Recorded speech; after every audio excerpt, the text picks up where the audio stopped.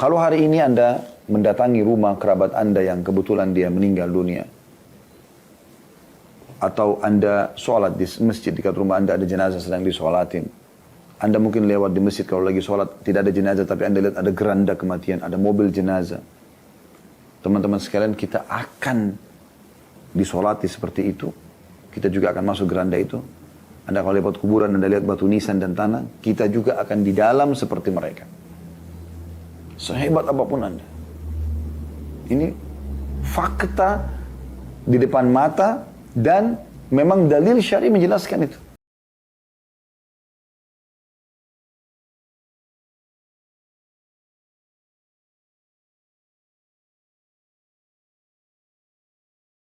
Assalamualaikum warahmatullahi wabarakatuh. Alhamdulillah, selalu saja lisan kita memuji Sang Pencipta Allah yang kita yakini la ilaha illallah, la ma'budu bihaqqin illallah. Tidak ada Tuhan, pencipta, pemilik, penguasa di langit dan di bumi kecuali Allah. Dan dengan memujinya, kita yakin kita sedang berhubungan langsung dengannya dan dia telah menjadikan kalimat alhamdulillah sebagai kalimat syukur atau bersyukur kepadanya yang dengan kalimat ini segala kebutuhan kita akan dipenuhi olehnya, dan kalaupun sudah ada kebutuhan tersebut maka ia akan menambahkannya. Sebagaimana jelas dalam firman-Nya dalam surah Ibrahim, A'udzu billahi minasyaitonir rajim, la in syakartum la azidannakum. Kalau kalian bersyukur maka pasti aku akan tambah, wala in kafartum inna adzabi lasyadid. Dan kalau kalian kufur sungguh azabku sangat pedih.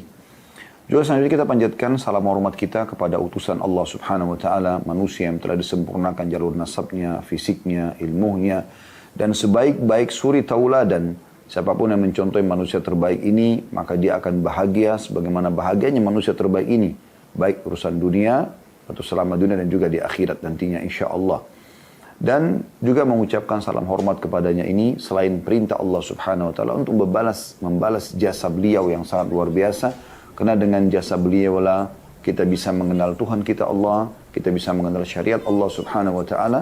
Maka jadilah seorang muslim yang selalu membacakan salawat dan taslim kepada Nabi besar Muhammad sallallahu alaihi wa ala alihi wa sahbihi wasallam. Saudaraku seiman, semoga Allah Subhanahu wa taala memberkahi sisa umur kita dan menjadikan kita orang-orang yang selalu istiqamah di atas agama Allah Subhanahu wa taala. Kita menjadi orang yang selalu sibuk beribadah kepada Allah Subhanahu wa taala dan meninggalkan kelalaian-kelalaian yang selama ini kita selalu terlalaikan olehnya karena memang lemahnya iman atau kurangnya ilmu. Maka sudah saatnya sekarang seseorang di antara kita menyadari bahwasanya ada batas waktu yang akan dia lalui di dunia ini. Siapapun Anda, sehebat apapun ya karir-karir Anda, apakah itu karir secara fisik karena berotot, sehat, selalu menjaga makanan, minuman yang bersih, yang berkualitas, atau Anda memiliki prestasi dunia, bertumpuk ijazah dan penghargaan Anda bukan hanya sekedar S1, S2, bahkan Anda sudah sampai pada tingkat S3 atau profesor, atau mungkin ada jenjang yang lain yang Anda bisa dapatkan keterampilan-keterampilan karena kursus-kursus yang Anda ikutin, atau misalnya prestasi yang lainnya, Anda memiliki pasangan, memiliki keturunan, atau yang lainnya Anda memiliki harta yang melimpah, segala macam jenis kendaraan, tinggal di sebuah komplek perumahan yang mewah, dan seterusnya. Semua itu teman-teman tidak akan meluputkan kita dari satu poin yang penting, yaitu kematian. Dan judul kita pada siang ini, semoga Allah berkahi, mati sebuah fakta yang terlupakan. Saudaraku seiman, kita harus menyadari dulu bahwasanya mungkin tema ini bukan tema yang baru. Selain kami sudah sering membahasnya, juga mungkin para ustadz-ustadz, para kiai, para masyayikh, ulama-ulama kita sudah membahas masalah kematian, tidak asing. Dan Anda pun tahu itu, ya, masalah kematian.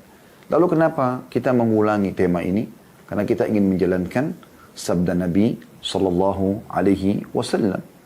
Hadis yang masyhur sekali, dan hadis ini memang perintah Nabi Sallallahu Alaihi Wasallam untuk memperbanyak mengingat kematian itu.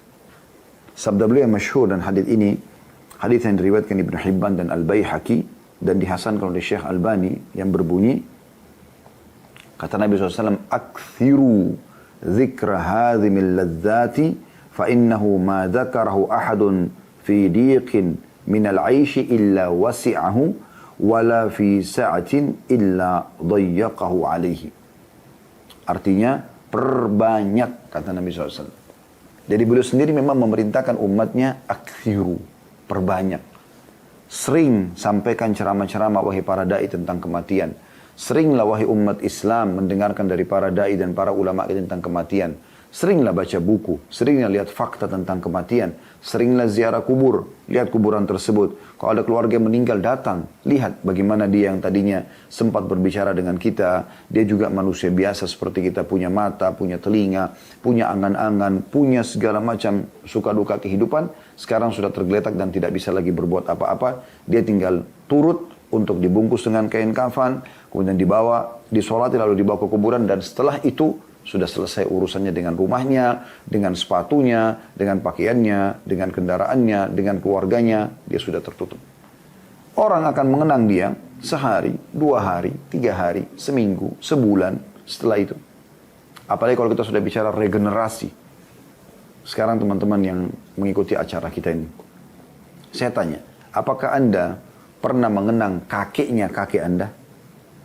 Ya, kakeknya kakek Anda. Neneknya nenek Anda misalnya. Atau kakeknya ayah kita saja.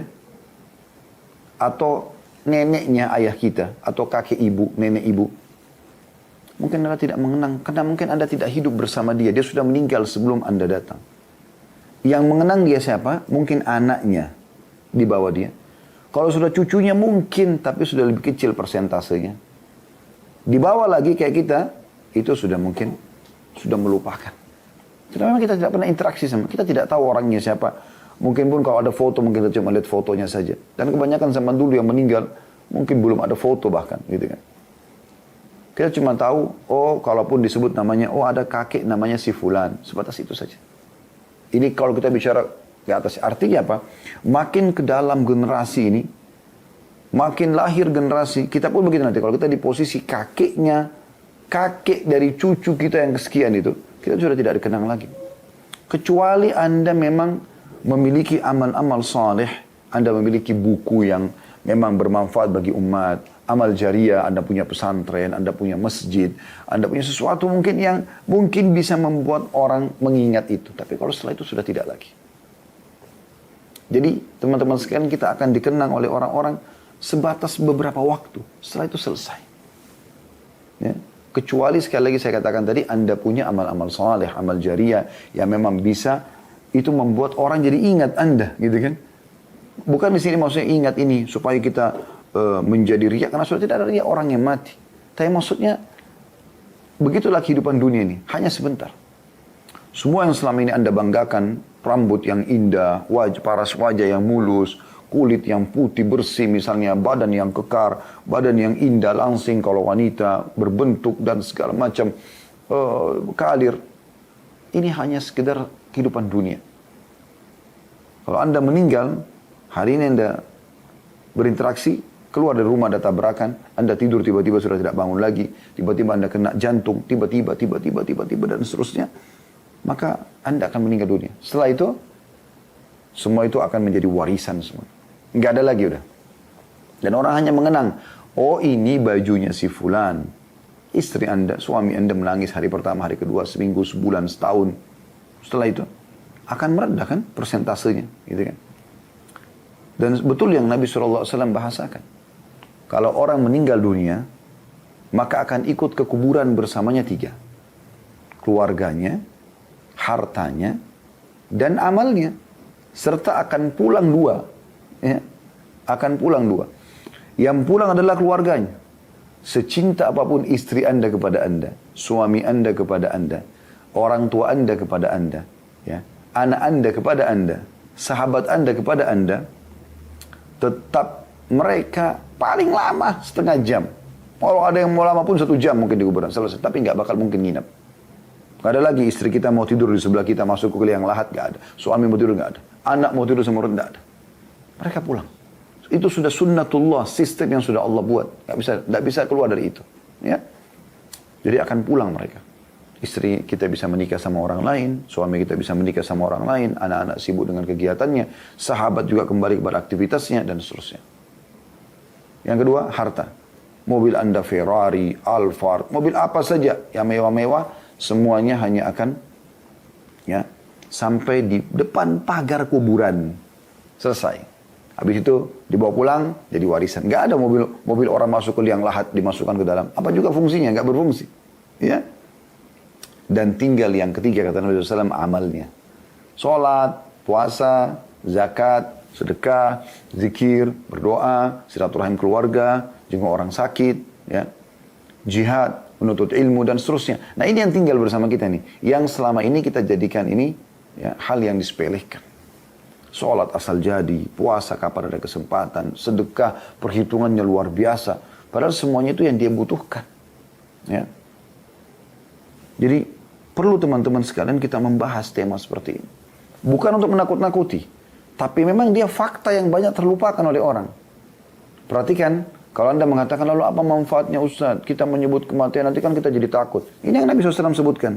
Perbanyak ya, mengingat pemutus kelezatan atau kematian. Maksudnya kelezatan dunia ya.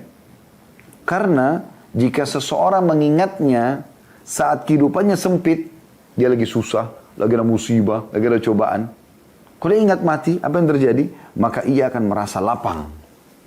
Oh, saya toh juga akan mati. Seberat apapun penyakitnya. Gitu kan. Seberat apapun gangguan orang lain. Ya. Mati membuat semua jadi lapang. Dari musibah-musibah tersebut. Kita tahu kalau orang beriman, di akhirat kita akan bisa menerima ya, apa yang merupakan hak kita yang masih ditahan oleh orang lain misalnya. Ya kan? Kemudian juga kata Nabi SAW, dan jika seseorang mengingatnya saat kehidupannya lapang, dia lagi sehat, lagi kaya, lagi senang, lagi segala macam, maka ia ya tidak akan tertipu dengan dunia sehingga lalai akan akhirat. Maksudnya dia nanti, oh begitu rumahnya mewah, mobilnya bagus, prestasinya luar biasa, menjulang tinggi ke langit, toh juga saya akan mati. Mau dibawa kemana? Sekarang orang yang punya harta triliunan, teman-teman sekalian. Dia mau kemanakan hartanya itu? Nah dia makan, kita makan berapa sih? 1 piring? Sekali makan kita bicara. 2 piring itu udah kenyang. Ya, udah kenyang. Anggap kita makan 2 piring, mungkin 1 piring nasi sama lauknya, 1 piring mungkin ada buah-buahan. Mungkin dengan 2 jenis minuman 1 kali makan. Anggaplah itu 1 kali makan. Pagi, siang, malam orang makan 3 kali. Ada juga orang yang makan kayak saya, alhamdulillah makan sehari 2 kali saja. Tapi ada orang makan 3 kali sehari misalnya. Oke, dia setelah itu berapa banyak yang dia bisa makan? Kalau dia datang ke satu restoran besar pun dia tidak bisa makan semuanya. Di rumahnya penuh dengan makanan, dia tidak bisa makan semuanya. Dan mungkin bisa gitu. Baju yang kita bisa pakai, berapa lembar sih? 1 baju kaos dalam, 1 baju luar, itu kan yang dipakai sama dia. Udah, mungkin kalaupun musim dingin jaket, habis itu 2-3 lembar. Dia nggak bisa pakai 10 lembar baju, nggak bisa jalan, berat.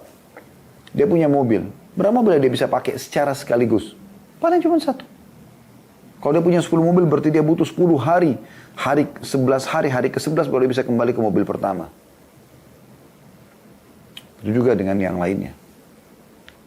Jadi sangat terbatas sebenarnya. Jadi Allah Subhanahu wa taala sudah membuat itu di depan mata kita, teman-teman sekalian, agar kita menyadari tentang masalah ini. Ya. Jadi membahas tentang masalah kematian bukan menakut-nakuti, tapi memang dia sebuah solusi dari permasalahan, salah satunya ya, solusi dari permasalahan. Kalau kita sedang lagi sedih, kita akan terhibur dengan mengingat kematian, toh saya juga akan mati. Kalau sedang lapang, kita jadi tidak terlalaikan. Kita jadi ingat, oh ini hati-hati, jangan sampai kita jadi lupa. Talha bin Ubaidillah radhiyallahu anhu, sahabat Nabi yang mulia terkenal dengan Talha al-Khair, Talha al-Jud, ya. Talha yang sangat dermawan, yang sangat baik, suka sekali bersedekah. Satu kali pernah kedatangan rezeki, banyak sekali, mas dia gelisah, nggak bisa tidur. Maka istrinya tanya, kenapa wahai suamiku? Ada apa? Adakah kesalahan yang saya lakukan? Atau saya sama anak-anak lakukan? Ya, dia bahasakan kami lakukan. Kata Talha, tidak sama sekali. Kau sebaik-baik istri. Maksudnya kau tuh setia, kau baik, kau selalu berusaha untuk menghibur suami. Jadi wanita yang memang mengejar akhirat dari suami. Namun ada sesuatu yang mengganggu aku berhubungan dengan hubunganku sama Tuhanku. Kata istrinya, apa? Dia bilang, harta yang datang kemarin ini, penuh sekali harta datang kepada kita. Tidak seperti biasanya seperti ini. Dan ini membuat aku jadi takut dihisab sama Allah. Istrinya yang salihah, yang menyadari juga akan ada hari pulang kepada Allah, dia mengatakan apa? Wahai suamiku, kenapa engkau jadi beban pikiran? Udah enggak usah pikirkan. Berikan kepada kaum kerabatmu. Dalam riwayat lain, bagikan saja kepada kaum muslimin yang butuh. Maka tanpa menunda, Talha pun memanggil kaumnya, kemudian membagikan. Dan istrinya sempat tanya pelayannya, berapa yang dia bagikan? Kata pelayannya, 400.000 dirham. Miliaran uang dihabiskan. Dia tidak mau uang itu menjadi beban buat dia, dan sementara dia masih punya peluang untuk melakukan kegiatan-kegiatan kebaikan. Ya. Dan ini luar biasa. Gitu. Dan ini teman-teman sekalian, banyak sekali dalil-dalil yang menjelaskan kepada kita tentang masalah pastinya mati itu datang. Ya. Kita coba renungi dulu sama-sama ayat-ayat Al-Quran ini. Ya. Yang pertama Anda bisa buka dalam surah Jum'ah ayat 8. Ayat yang masyhur ini berhubungan dengan masalah kematian. Surah Jum'ah ayat 8. A'udzu billahi minasyaitonir rajim. Qul innal mauta alladzi tafirruna minhu fa innahu mulaqikum. Thumma turadduna ila 'alimil ghaibi wasyahadati fayunabbi'ukum bima kuntum ta'malun. Katakan hai Muhammad, sesungguhnya kematian yang engkau lari darinya pasti akan menemuimu. Ya. Kemudian kamu akan dikembalikan kepada zat yang maha mengetahui hal yang gaib dan hal yang nyata, dan akan memberitahukan kepada kalian atas apa yang kalian kerjakan. Inna di sini, kul inna dalam bahasa Arab dikenal dengan harfut ta'kid. Ya. Huruf yang memastikan tentang apa yang terjadi setelahnya. Innal mauta, sesungguhnya kematian pasti, itu maknanya. Ya. Akan terjadi. Cepat atau lambat. Ya. Anda mau atau tidak mau, akan terjadi. Mati pasti akan datang. Bisa Anda duluan, atau istri Anda duluan, atau suami Anda duluan, atau orang tua Anda duluan, atau anak Anda duluan, ya. Atau sahabat Anda duluan, dan sekian banyak kejadian yang bisa terjadi. Ya. Jadi ini dulu poinnya. Saya harap Anda ikutin step by step nanti, supaya Anda sampai kepada sebuah poin yang kami inginkan, supaya kita bisa menjadikan mati ini benar-benar sebagai peringatan seperti Nabi SAW katakan, dan bukan sebagai momok yang menakutkan, tapi sebuah kendaraan yang membuat kita jauh lebih siap untuk menghadapi kematian yang sudah pasti faktanya. Dan kita sekarang masih di poin awal-awal, bagaimana memastikan atau menjelaskan kalau mati pasti akan datang. Ini dalil yang pertama dari Al-Quran, surah Jum'ah ayat 8. Surah An-Nisa ayat 78 juga selanjutnya menjelaskan kepada kita tentang masalah ini. Ya. An-Nisa 78. A'udzu billahi minasyaitonir rajim. Potongan ayatnya, aynama takunu yudrikkumul mautu walau kuntum fi burujim musyayyadah. Dimanapun kalian berada, pasti kalian akan didatangi oleh kematian itu, kendati pun kalian berada di sebuah benteng yang tinggi lagi kokoh. Buat bangunan yang mewah, yang besar, yang kuat, yang kokoh, lari dari mati tetap tidak bisa. Malaikat pun akan datang. Tidak bisa loh. Sama sekali. Mustahil orang bisa lari dari itu. Ya. Jadi keliru kalau orang menganggap dirinya dengan dia jaga kesehatannya. Tentu jaga kesehatan bagian daripada syariat. Tapi kalau dia jaga kesehatan, dia bisa selamat dari mati. Ya. Sekarang kayak corona, dia pakai masker, dia ikut prokes, dia vaksin. Dia bisa selamat dari mati? Enggak. Mustahil. Atau mungkin kulitnya masih kencang, ya. Umurnya masih 20, masih 30. Selalu lihat orang yang lebih tua, masih ada kok. 40, masih ada 50. 50 masih ada 60 kok. 60 masih ada 70 kok. Selalu yang di atasnya, seakan-akan dia akan hidup terus. Tidak, teman-teman sekalian. Makanya ada nasihat yang mulia dari Hasan Basri rahimahullah. Beliau pernah ngantar jenazah bersama dengan seorang anak muda. Maksudnya, dia antar jenazah, anak muda ini kebetulan ada di sebelahnya gitu. Kemudian Hasan Basri sambil berzikir, subhanallah, alhamdulillah, wa la ilaha illallah, Allahu akbar, sambil berzikir. Nah, pada saat dia berzikir, Hasan Basri rahimahullah, anak muda ini bertanya, wahai imam, kenapa anda berzikir? Maksudnya dia ingin belajar sambil antar jenazah sambil belajar gitu. Kata Hasan Basri, nasihat yang luar biasa. Wahai anak muda, berzikirlah, karena yang sedang kita antar sudah tidak bisa berzikir lagi. yang sedang kita antar, udah nggak bisa berzikir lagi. Ya. Kalau hari ini Anda mendatangi rumah kerabat Anda yang kebetulan dia meninggal dunia, atau Anda sholat di masjid dekat rumah Anda ada jenazah sedang disolatin, Anda mungkin lewat di masjid kalau lagi sholat tidak ada jenazah, tapi Anda lihat ada geranda kematian, ada mobil jenazah. Teman-teman sekalian, kita akan disolati seperti itu. Kita juga akan masuk geranda itu. Anda kalau lewat kuburan, Anda lihat batu nisan dan tanah, kita juga akan di dalam seperti mereka. Sehebat apapun Anda. Ini fakta di depan mata dan memang dalil syar'i menjelaskan itu. Anda dari rumah menuju kemanapun, ini anggap di Jakarta misalnya, atau Anda di manapun di Indonesia ini Anda berada atau yang ikuti ceramah kita. Anda kalau kemanapun Anda bisa lewatin kuburan kan. Bahkan banyak kuburan kita bisa temukan. Dalam kuburan itu orang-orang seperti kita dulu. Sama, ya laki-laki ya perempuan. Ada anak-anak, ada orang tua, ada yang seumur dengan kita. Sudah begitu teman-teman sekalian. Ya. Dan akan datang di mana waktu nanti sudah tidak ada lagi orang yang setahun dengan Anda, yang sama tahunnya dari lahir Anda. Kayak kami misalnya, saya lahir 1975 misalnya, masih. Maka mungkin di saat-saat ini masih ada orang yang hidup bersama dengan yang tahunnya sama lahir bersama kami. Anggap dari Januari sampai Desember. Tapi nanti ada satu waktu teman-teman sekalian, beberapa puluh tahun ke depan, entah berapa lama lagi, itu akan hilang semuanya. Kalau kita cari orang yang lahir tahun 75 sudah tidak ada pada waktu itu. Seperti sekarang misalnya, kita nggak akan temukan ada orang yang hidup yang lahir tahun 1800 atau 1900 saja. Ya. Udah nggak ada. Artinya 1900 ke tahun 2000 itu ada 100 tahun. Sekarang ya, tambah 20 tahun sekian masih berarti 120 tahun. Kalau ada itu mungkin satu orang, dua orang. Tapi sudah bisa dikatakan tidak lagi. Nah begitu semuanya. Semua kita yang lahir ini di tahun-tahun ini, di tahun kita masing-masing itu akan hilang, akan habis generasi itu. Kata generasinya sampai nanti terjadi kiamat. Begitu juga Allah Subhanahu wa taala menjelaskan dalam surah Ar-Rahman ayat 26 sampai 27. A'udzu billahi minasyaitonir rajim. Kullu man 'alaiha fan wa yabqa wajhu rabbika dzul jalali wal ikram. Semua yang ada di bumi akan binasa. Pasti mati. Kuat, lemah, kaya, miskin, sehat, sakit, tua, muda, mati. Ya. Dan akan tetap saja wajah Tuhanmu yang mempunyai kebesaran dan kemuliaan. Kemudian juga surah Al-Imran 185, ini ayat yang paling jelas tentang masalah kematian. A'udzu billahi minasyaitonir rajim. Kullu nafsin dza'ikatul maut. Semua yang berjiwa pasti akan mati. Jadi tidak bisa lolos ini. Ayat-ayat sudah turun dari sebelumnya. Demikian pula bagaimana Nabi SAW diingatkan oleh Allah SWT. Nabi Muhammad, Nabi yang mulia. Orang yang paling bertakwa pada Allah.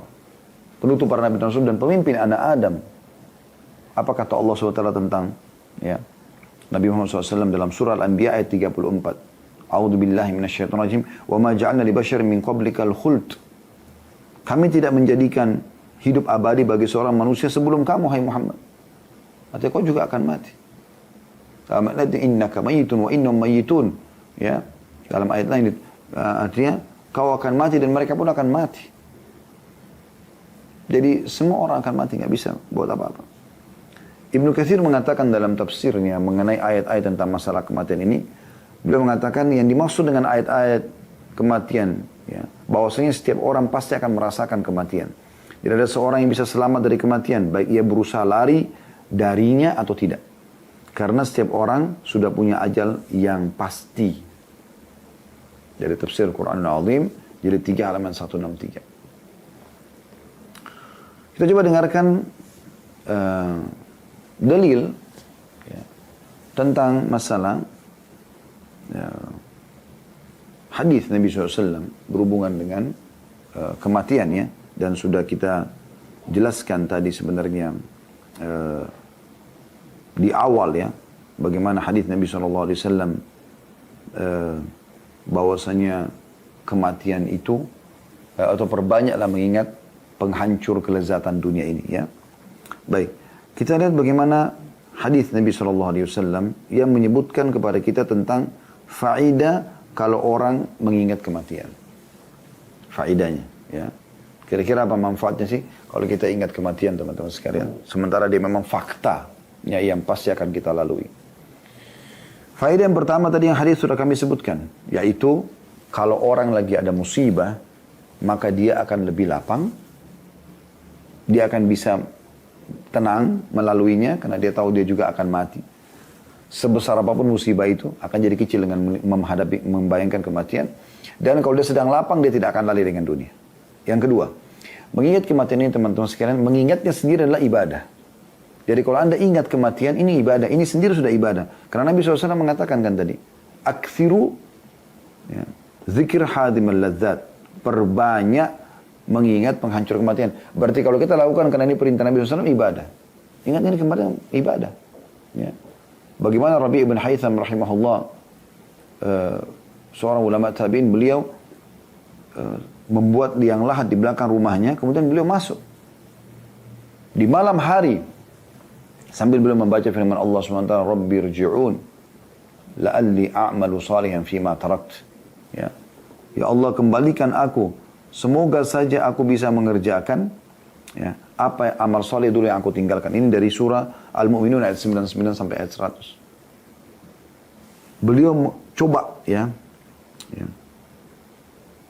terus mengulangi ayat ini sambil mengatakan, ya, wahai Robi, dia panggil dirinya, wahai Robi, mungkinkah engkau kembali jika engkau telah mati? Maka beramallah. Ya. Begitu luar biasanya mereka melakukan perbuatan tersebut. Dan ini selalu menjadi sebuah poin yang luar biasa, ya, peringatan-peringatan yang luar biasa.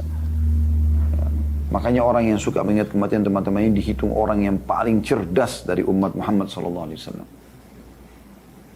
Kita renungi misalnya hadisnya, hadis yang sahih riwayat Ibnu Majah, hadis Hasan riwayat Ibnu Majah, nomor 4259 dan dihasankan oleh Syekh Albani. Dari Ibnu Umar radhiyallahu anhu, beliau berkata, "Kuntu ma'a Rasulillah sallallahu alaihi wasallam." Suatu hari aku pernah bersama Rasulullah sallallahu alaihi wasallam.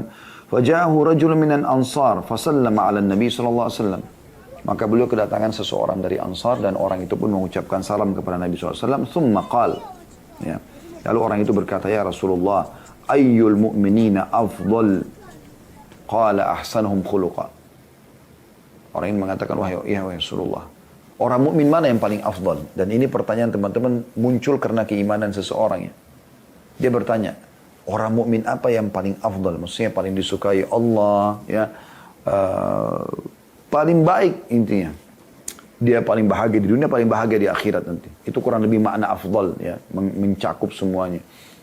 Maka kata Nabi SAW, orang mukmin, dia sudah mukmin dan paling baik akhlaknya. Santun, ramah, dermawan, pemaaf, semua. Maka itu yang paling afdal udah. Di dunia dia aman, pahalanya banyak, orang suka, Allah ridho sama dia, di akhirat dia juga akan mendapatkan derajat yang tinggi di surga. Ya. Sampai kata Nabi SAW dalam hadis lain, menguatkan ini, sesungguhnya orang-orang yang memiliki akhlak yang mulia, itu akan mencapai derajat orang yang sholat dan puasa, gitu kan. Walaupun sebenarnya amal mereka tidak sama, secara kuantitas ya. Kemudian orang itu bertanya lagi, qala fa'ayyul mu'minina akyas. Lalu orang mukmin mana yang paling cerdas? Sebenarnya pertanyaan tadi yang pertama sudah cukup ya teman-teman. Tapi sahabat ini luar biasa. Orang Ansar ini cerdas sekali dia. Dia bukan cuma mengatakan orang mukmin mana yang paling afdal, sudah cukup. Ya, orang yang paling baik akhlaknya. Tapi dia ingin lebih jauh lagi. Kalau begitu ya Rasulullah, baik. Kita sudah beriman. Seakan-akan beliau ingin mengatakan itu. Lalu siapa di antara kami yang beriman ini yang paling cerdas? Menurut perhitungan anda atau pendapat anda ya Rasulullah. Qala, maka Nabi SAW ingatkan. Ini saksi bahasan kita. Aktsaruhum lil mauti dzikra, orang yang paling banyak mengingat kematian, wa ahsanuhum lima ba'dahu isti'dadan ulaikal akyas. Yang paling banyak punya persiapan untuk kematian itu, ya, maka mereka adalah orang yang paling cerdas. Jadi dua hal yang Nabi SAW sebutkan. Yang paling cerdas ini, anda mau nilai cerdasnya orang, ini cerdas yang menurut Nabi SAW. Yaitu orang yang selalu ingat mati. Ya. Bukan menakuti dirinya. Tapi dia tahu dia akan mati. Maka selalu uangnya dia sedekahkan, selalu dia tidak mau ketinggalan sholat, selalu dia berpuasa pada saat ada kesempatan, selalu baca Quran, selalu bakti sama orang tua, selalu berbuat baik terus. Karena dia tahu dia bisa mati setiap saat dan dia selalu meninggalkan dosa. Karena mengingat kematian. Dan yang paling banyak punya persiapan setelah kematian itu. Rugi teman-teman sekalian kita kalau meninggal nanti di akhirat.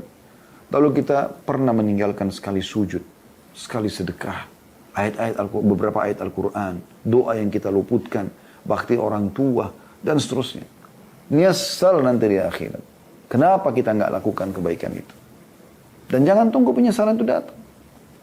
Bersyukurlah teman-teman sekalian, kita sebagai orang yang beriman kepada Allah Subhanahu wa taala ini diberikan bocorannya. Anda sekarang mendengarkan apa yang kami sampaikan ini sebenarnya sudah mendapat bocorannya. Allah sudah sampaikan tentang kematian akan datang dan sudah panjang lebar dijelaskan dalam Al-Qur'an, dalam hadis tentang masalah bagaimana prosesi kematian, bagaimana awal kita diciptakan dari Adam dan Hawa alaihi wassalatu wassalam sampai turun-temurun manusia, bagaimana Allah turunkan syariat, Allah turunkan kitab, dan apa yang harus kita lakukan selama di dunia, mana baik, mana buruk. Yang mana yang Allah ridho, yang mana yang Allah murka. Kemudian ada kematian, lalu bagaimana orang melalui proses kematian, malaikat maut datang mencabut ruh. Kemudian juga bagaimana masuk dalam kuburan, alam barzah. Bagaimana kehidupan misalnya menjadi taman dari taman surga, lubang dari lubang neraka. Bagaimana nanti akan ada kebangkitan, hari mahsyar, hari kebangkitan. Anda selalu baca dalam surah Al-Fatihah, Maliki Yawmiddin, Raja, hari pembalasan gitu kan. Allah SWT mengatakan dalam banyak ayat Al-Quran, wa ilahin nusyur, kepada yang kalian akan dikembalikan, dan kita selalu baca di zikir pagi itu kan. Ya. Allah bika asbahna, wa bika amsina, wa bika nahya, wa bika namut, wa ilaikan nusyur. Jadi kita selalu membaca, Allah bika asbahna, ya Allah kami tiba pada pagi hari. Ya. Wa bika amsina, dan kami tiba juga dengan sore hari dengan izinmu.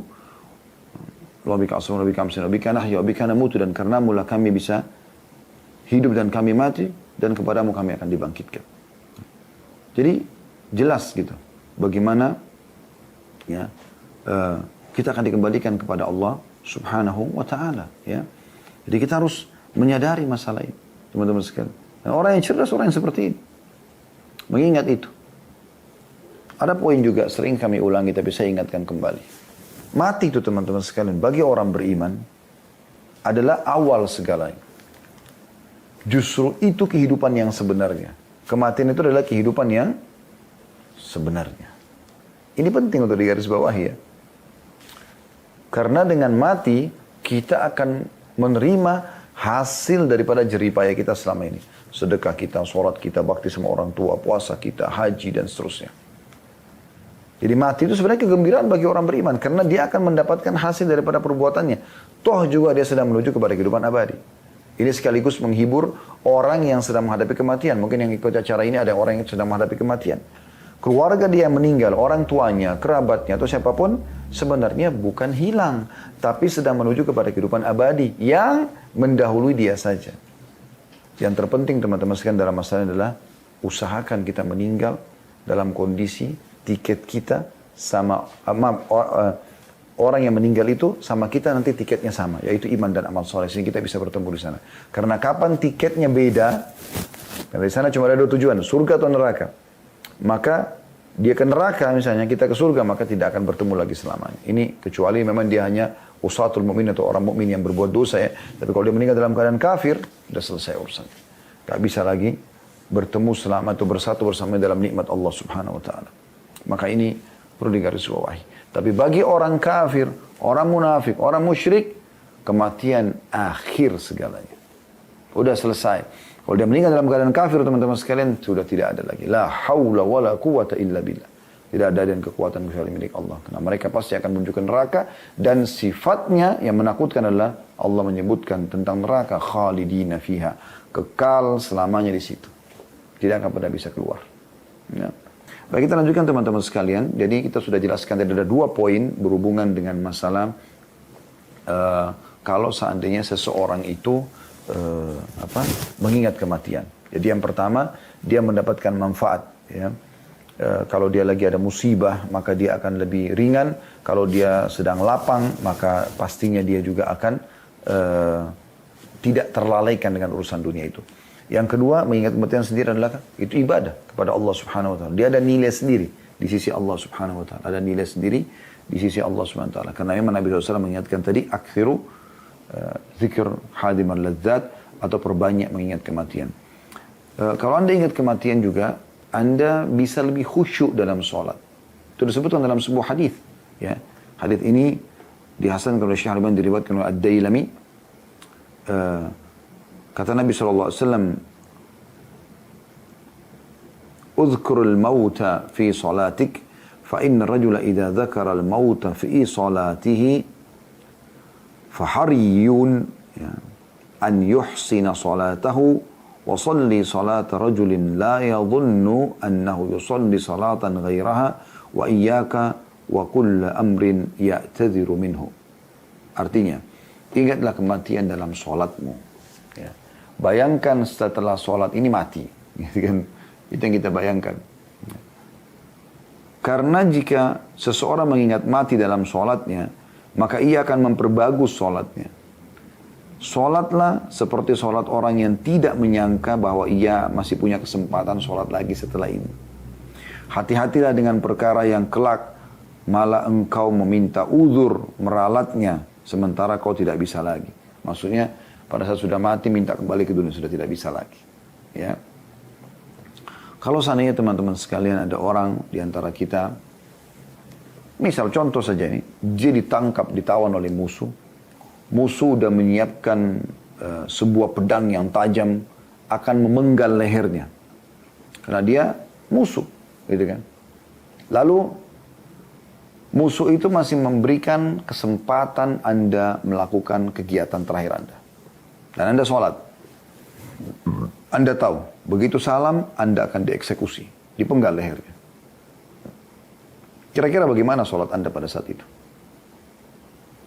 Contoh yang lain, coba renung itu ya. Kalau dokter mengatakan, mohon maaf, kami tidak bisa lagi memperbaiki penyakit Anda. Tidak bisa lagi membantu Anda untuk sembuh. Kami nggak bisa buat apa-apa lagi. Ya. Mungkin umur Anda tinggal beberapa saat lagi. Lalu Anda sholat di saat itu. Anda tahu kemungkinan besar mungkin Anda dalam sholat meninggal atau Anda setelah salam Anda meninggal. Kira-kira bagaimana sholat Anda? Ini contoh. Dan ini kita mengajak agar akal kita ini teman-teman berpikir sehat. Kalau ini pasti bisa terjadi.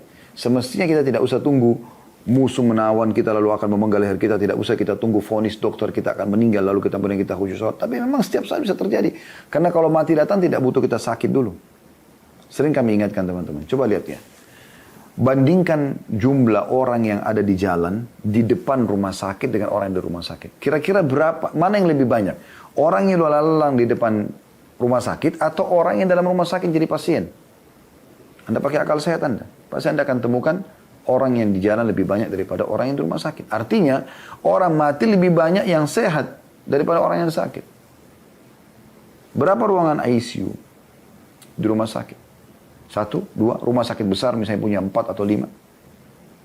Berapa yang kira-kira darurat?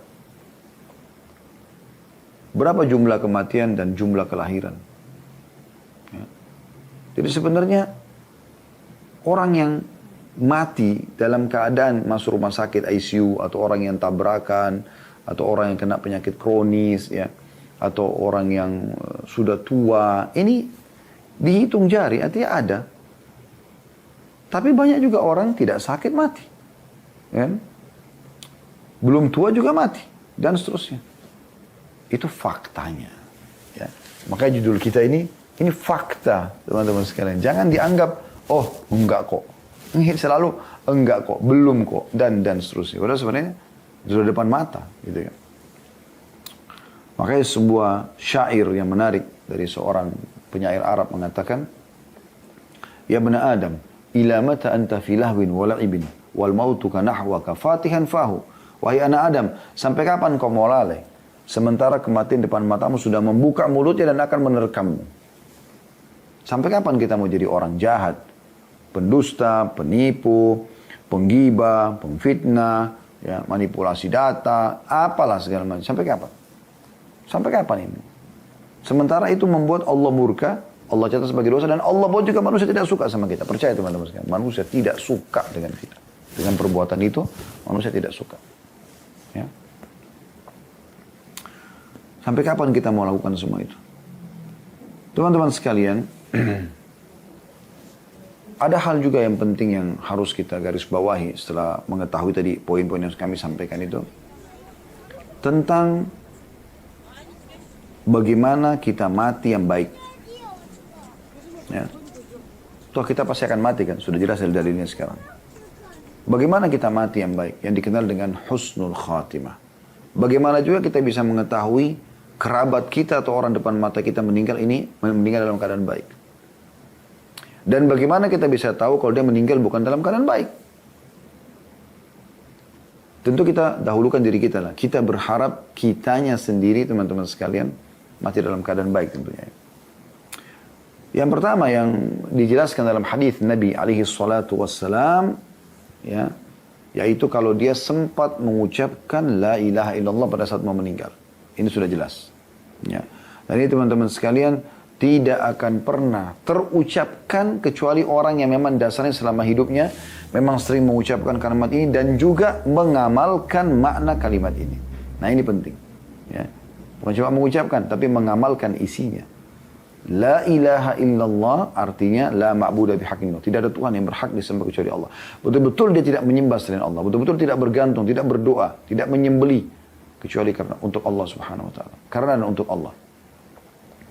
Hadits Nabi SAW riwayat Abu Daud dan disahihkan oleh Syekh Albani yang berbunyi, "Man kana akhiru kalami la ilaha illallah dakhala al-jannah." Siapa yang akhir kalimatnya la ilaha illallah maka dia akan masuk dalam surga. Maksudnya adalah orang yang Allah berikan taufik untuk mengucapkan ini. Walaupun Anda hafal mati la ilaha illallah, kalau Allah tidak ingin Anda sempat mengucapkan, Anda tidak akan mengucapkannya. Maka ini tanda-tanda husnul khatimah. Ya. Oleh karena itu kita selalu diingatkan oleh Nabi SAW dalam banyak hadis, "Lakkinu mautakum." Bantu orang yang mau meninggal baca la ilaha illallah. Bantu, bisikan di kupingnya. Walaupun dalam kondisi dia tidak sadar, coba ucapkan. Coba, siapa tahu subhanallah dia ucapkan, kita tidak pernah tahu. Gitu kan? Dengan itu dia bisa diselamatkan. Karena banyak orang, ya, secara zahir kelihatan orangnya baik. Ternyata Allah lebih tahu sifatnya. Dia jadi buruk. Gitu kan? Meninggal dalam keadaan buruk. Jadi ini penting untuk digarisbawahi ya. Kemudian juga teman-teman sekalian yang perlu digarisbawahi adalah sebagaimana disebutkan oleh Imam Qurtubi ya, dalam buku beliau Tadhkirah mengingat masalah kematian itu. Hadis yang beliau angkat, hadis yang diriwayatkan Tirmidzi, Ibnu Majah, An-Nasai, Ahmad. Hadis ini juga ya dinyatakan sahih oleh Syekh Albani di mana Nabi SAW bersabda, "Mautul mu'mini bi'irkil jabin." Bahwasanya kematian seorang mukmin dengan keringat di kening, ya. Di kening, jadi keluar keringatnya, ya. Imam Qurtubi menanggapi mengatakan bahwasanya Allah Subhanahu wa taala membuat ini terjadi pada orang beriman seakan-akan dia melaluinya dengan sedikit ada berat ya cobaan atau semacamnya, ya. Itu untuk membersihkan sisa dosanya yang masih ada. Sebagaimana kalau orang kafir meninggal, umumnya semua seperti mudah. Ya. Tetapi itu Allah menghabiskan semua kebaikan dia. Supaya tidak ada lagi di akhirat kebaikannya. Maka ini dijelaskan juga di dalam hadis sahih ini. Yang ketiga tanda-tanda husnul khatimah. Meninggal di hari malam Jumat atau di hari Jumat. Sebagaimana hadis yang sahih riwayat Ahmad juga Tirmidzi, bahwasanya Nabi SAW bersabda, "Ma min muslimin yamutu yaumul jum'ati aw lailatal jum'ati illa waqahu Allahu fitnatal qabr." Tidak ada seseorang muslim yang meninggal di hari Jumat atau di malam Jumat kecuali Allah akan selamatkan dari fitnah kubur. Dari fitnah kubur, ya. Kemudian juga meninggal, mati syahid di medan perang. Ini sudah masyhur ya. Asal dia ikhlas karena Allah Subhanahu wa taala. Karena orang yang mati syahid, kata Nabi SAW, di surga, kan gitu. Begitu juga teman-teman sekalian, kalau kita meninggal syahid tapi bukan di medan perang, ini bisa terjadi. Ya. Ini bisa terjadi. Ya. Misal contoh, sabda Nabi SAW dalam hadis Bukhari Muslim, "Asy-syuhada'u khamsah." Orang yang mati di medan perang, orang yang mati syahid ada 5, kata beliau. Al-mat'un. Ya. Orang yang meninggal dalam keadaan kena wabah. Nah ini kayak kita mati corona misalnya ya. Kayak kita sekarang. Ini Allah datangkan rahmat bagi orang-orang beriman. Dia masuk dalam istilah ta'un juga umumnya. Wabah secara umum ya. Maka Ibnu Hajar rahimahullah mengatakan, kalau ada orang yang hidup di satu wilayah yang sedang tertimpa wabah, walaupun dia tidak ya meninggal dengan wabah itu, maka dia akan mendapatkan pahala orang yang mati syahid. Jadi ini sebuah karunia. Harusnya kita jangan berkeluh kesah. Kita hadapi dengan baik, iya. Tapi kita bersyukur kepada Allah karena ini didatangkan untuk menambahkan pahala dan melipat gandakan karunia Allah kepada kita. Yang kedua, ya, al-mabtun, atau orang yang meninggal karena menderita sakit perut. Semua jenis penyakit perut. Apa saja. Ya, tidak usah dijabarkan besar, tapi semua. Karena di sini umum datang hadis Nabi SAW. Itu dianggap orang yang mati syahid. Kemudian yang ketiga, wal-ghariq. Atau wal-ghariq. Orang yang meninggal tenggelam. Ya. Naik kapal tenggelam. Pesawatnya jatuh tenggelam di laut. Dia meninggal di situ. Dan berapa sering kita dengarkan di Indonesia, Masya Allah, kayak Allah pilih mereka. Mereka bisa meninggal tenggelam. Tahu juga, walaupun di darat, di detik itu dia akan mati kan gitu. Kemudian yang keempat, wasahibul hadmi. Ya. Atau orang yang tertimpa runtuhan. Kemudian yang kelima, wasyahidu fisabilillah. Orang yang mati di medan perang. Ya. Mungkin Anda berpikir, kalau kita berharap Ustadz diberikan kematian begitu oleh Allah, kan kita juga takut. Runtuh bangunan, kepala kita pecah, hancur gitu kan. Atau kita kena penyakit perut dulu, kita kesakitan, kemudian kita mati. Ya. Atau tadi kena wabah dulu, kayak orang corona, nggak bisa bernapas, sesak nafas. Ya. Ayah kami pun rahimahullah meninggal tepat tahun lalu, Agustus seperti ini. 1 tahun yang lalu beliau meninggal kena corona. Atau berperang di jalan Allah, ditusuk musuh, dipenggal lehernya, dicincang. Sepertinya ada sesuatu yang membuat kita takut. Saya akan berikan jawabannya, supaya Anda tidak usah takut. Teman-teman sekalian. Mati itu hanya satu. Proses, ya. Maksudnya, kematian itu sendiri, satu saja. Yang dirasakan. Masalah prosesinya berbeda-beda, itu prosesinya saja. Sehingga ada bahan cerita di kalangan manusia. Ada yang ditabrak kereta api kepalanya hancur, ada yang dipenggal leher oleh musuh, ada yang kena bom, ada yang kena penyakit kronis, ada yang mati di atas ranjang tanpa sebab, ada yang lagi jalan tiba-tiba jatuh mati. Prosesi bisa berbeda. Tapi mati itu satu. Yang dirasakan apa? Sakaratil maut. Proses pencabutan ruh dari malaikat maut. Itu saja.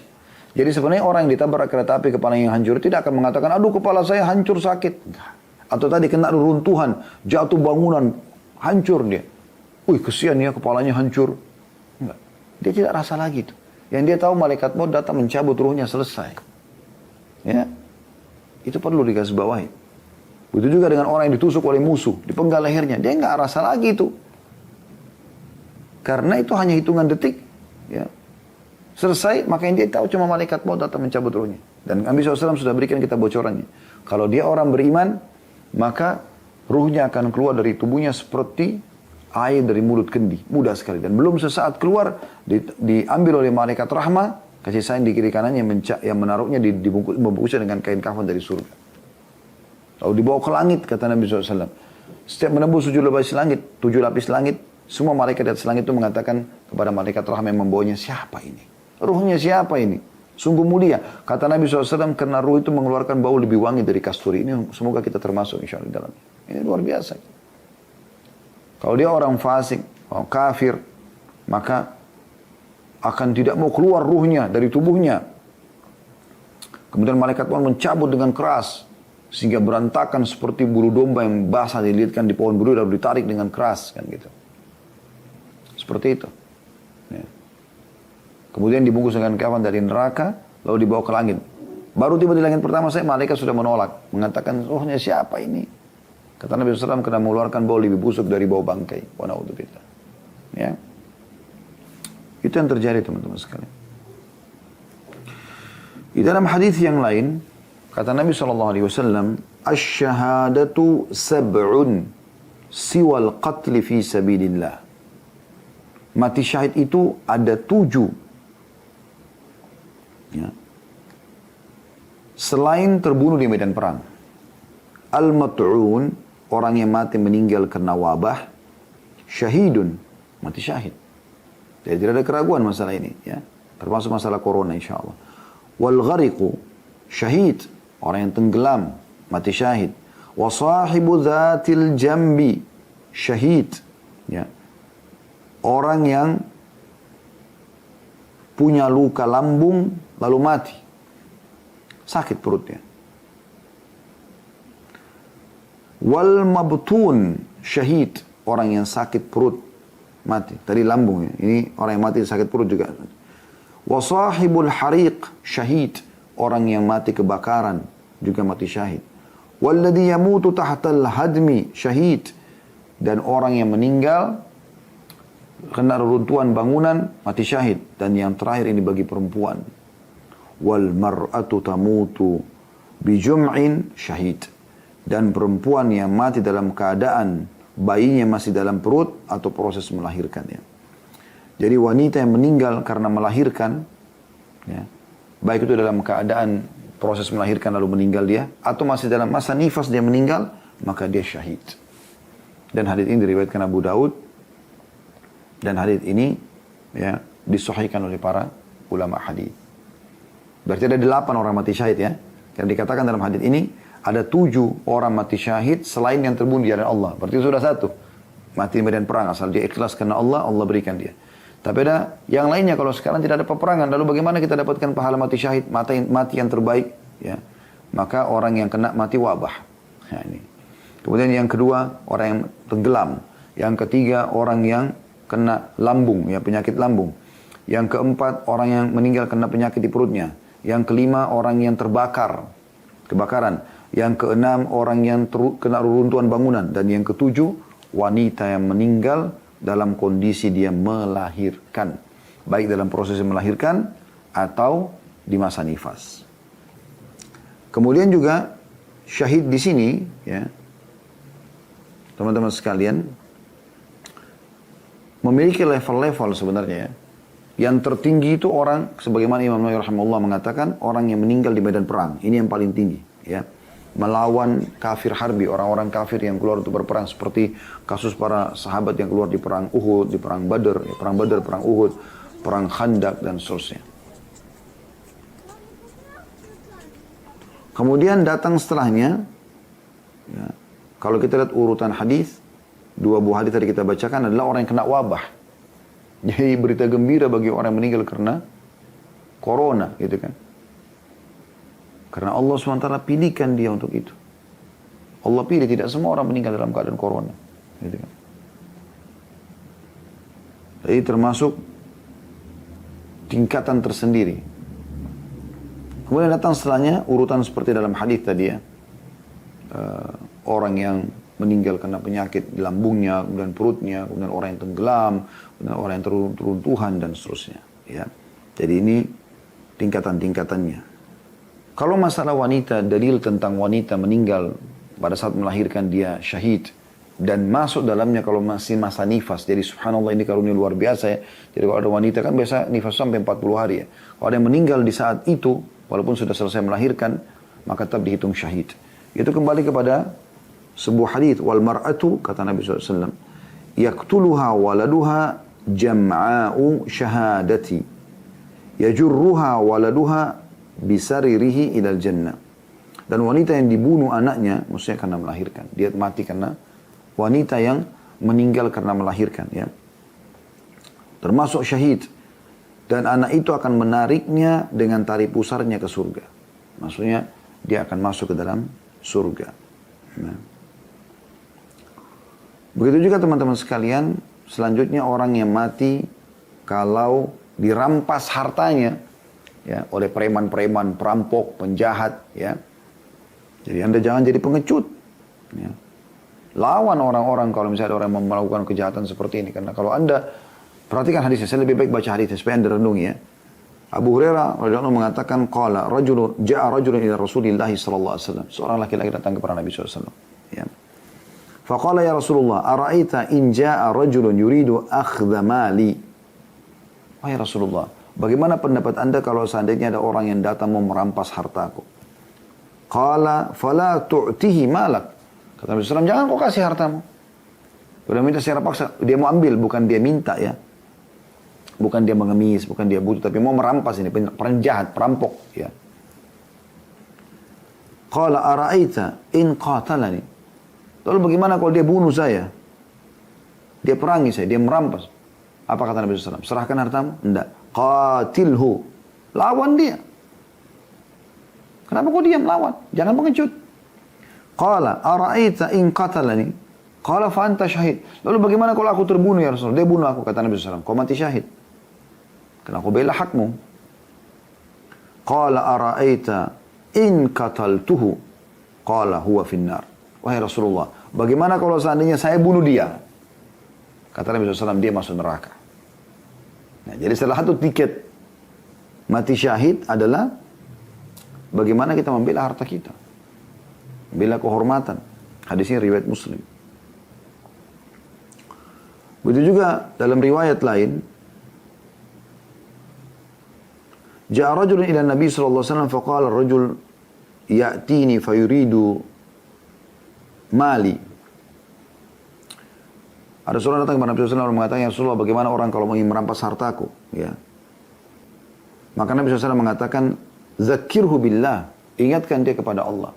Bertakwa kepada Allah, nggak boleh kau rampas haknya orang lain dan segala macam. Qala fa in lam ya yazakkar.